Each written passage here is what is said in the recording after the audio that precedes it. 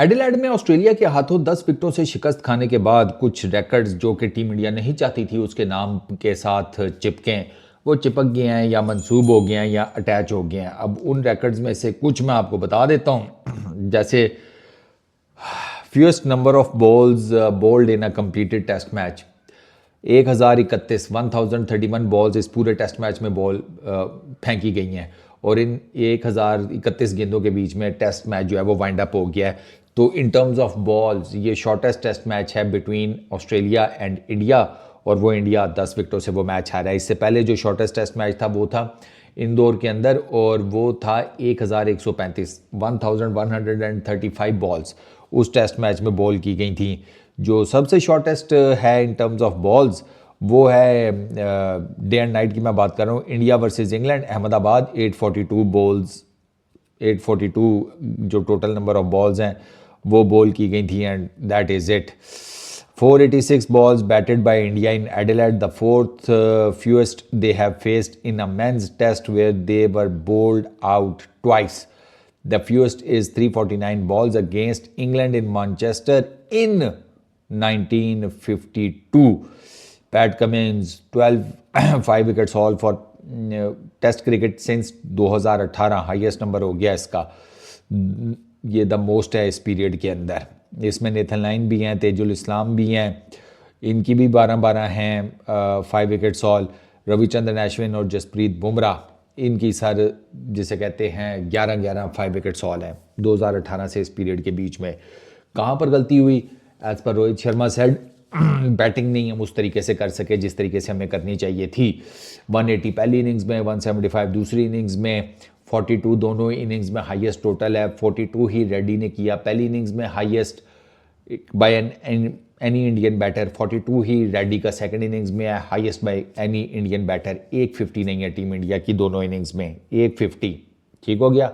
अच्छा, on the other hand उधर Australia की तरफ से 150 भी है, ट्रेविस हेड के 140 भी हैं। ट्रेविस हेड के भी 140 को 50s में डिवाइड करें तो मोटा मोटा 3 50s ट्रेविस हेड की और चौथी लेवशे की, तो 4 50s तो वहाँ पर हैं। ठीक है, छोटी छोटी पार्टनरशिप्स मिसिंग थी। बैटिंग तो ठीक है, I agree with Rohit Sharma की बैटिंग जो है वो फ्लॉप हुई, उस तरीके से बैटिंग लाइनअप ने स्कोर नहीं किया जिस तरीके से उन्हें करना चाहिए था। बट आई बिलीव कि उसके अलावा भी कुछ फैक्टर्स हैं, जैसे I still go with the same thing कि आपको टॉस जीतकर पहले बैटिंग नहीं पहले बॉलिंग करनी चाहिए थी। दूसरा, आपकी जो बॉलिंग लाइनअप है वो इस विकेट के ऊपर पिंक गेंद के साथ उनको आइडिया नहीं हुआ कि कौन सा चैनल पकड़ना है लाइन और लेंथ के हिसाब से। ऑस्ट्रेलिया को पता था, आप एक्सपीरियंस की मार खा गए हैं। वहाँ पर जिसे कहते हैं 12 day and night pink ball test matches का रिकॉर्ड है, एक्सपीरियंस है। 12 नहीं 13, 12 तो वो जीते हैं, 12 जीते 1 हारे, टोटल 13 मैचेस हैं, आपके 5 हैं। अब 5 और 12 किधर?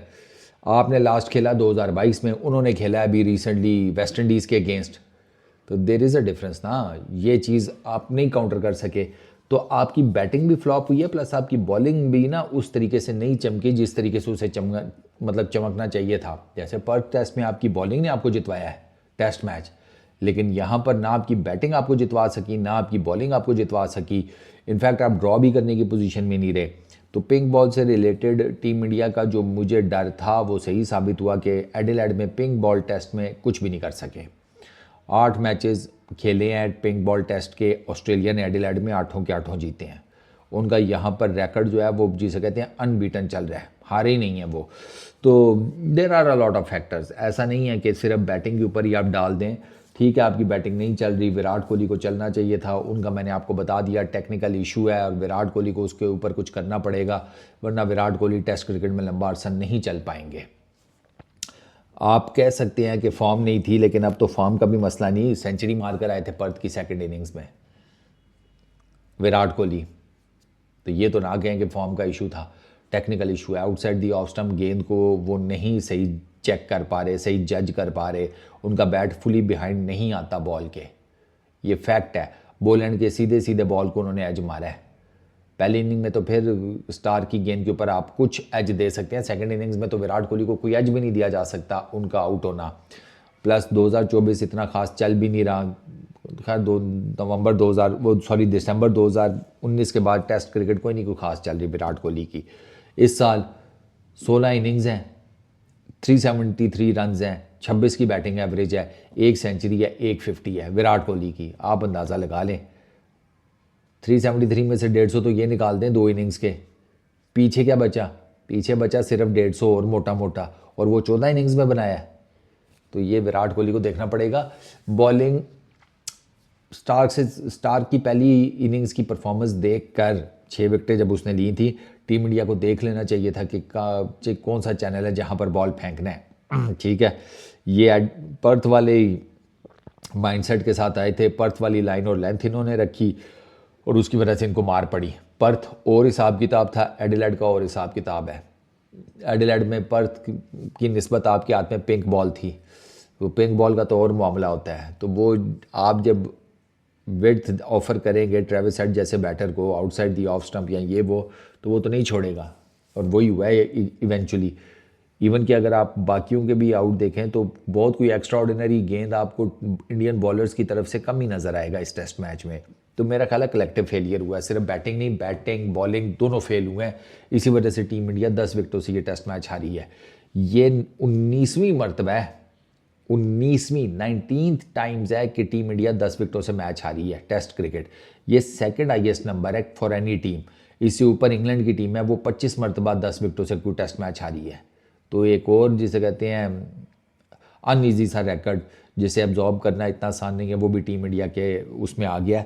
तो अब सीरीज़ हो गई है बराबर और दोनों टीमों का पलड़ा जो है ना बिल्कुल लेवल हो गया है।